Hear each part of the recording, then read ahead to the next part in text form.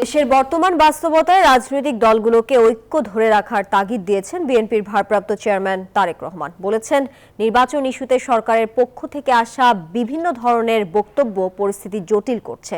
মঙ্গলবার কুমিল্লা মহানগর বিএনপির দ্বিবার্ষিক সম্মেলনে অন্তর্বর্তী সরকারকে সফল করতে সব ধরনের সহায়তার আশ্বাস দেন তারেক রহমান। কুমিল্লা মহানগর বিএনপির দ্বিবার্ষিক সম্মেলন ঘিরে টাউন হল জুড়েই দলীয় নেতাকর্মীদের সরব উপস্থিতি।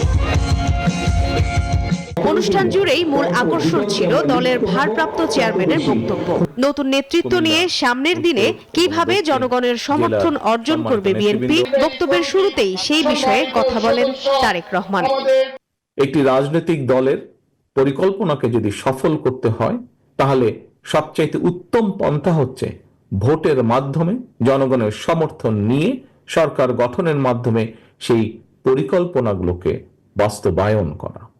বলেন, একটি গণতান্ত্রিক রাজনৈতিক দল বিএনপি নির্বাচনের কথা বলবে, সেটাই যৌক্তিক।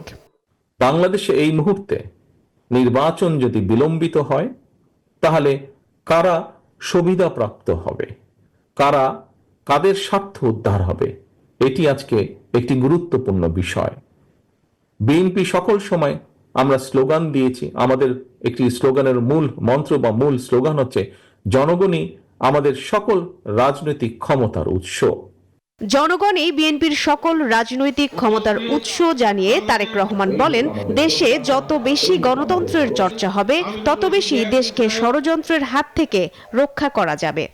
আমরা চাই দেশে স্থিতিশীলতা নিয়ে আসতে, কারণ দেশকে যদি সামনের দিকে এগিয়ে নিতে হয়, দেশের মানুষের ভাগ্যের পরিবর্তন যদি আমাদেরকে ঘটাতে হয়, তাহলে অবশ্যই দেশে স্থিতিশীলতা নিয়ে আসা অত্যন্ত প্রয়োজনীয়।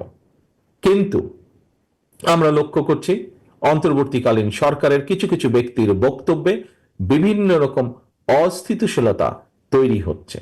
অন্যদিকে দ্রব্যমূল্যের ঊর্ধ্বগতি রোধ, দেশের আইন শৃঙ্খলার উন্নতি, পতিত ফ্যাসিবাদ সরকারের দোসরদের বিচার এবং দ্রুত নির্বাচনী রোডম্যাপ ঘোষণার দাবিতে মঙ্গলবার দেশের ৮ জেলায় সমাবেশ পালন করেছে বিএনপি। মারুফা রহমান, নিউজ 24।